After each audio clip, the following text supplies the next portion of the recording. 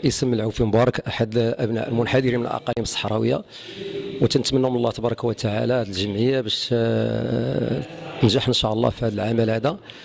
وتنطرح واحد جوج اسئله تنقول لهاد الناس اعداء الوطن، خصوصا الناس ديال الجزائر ولا الاعداء الوطن.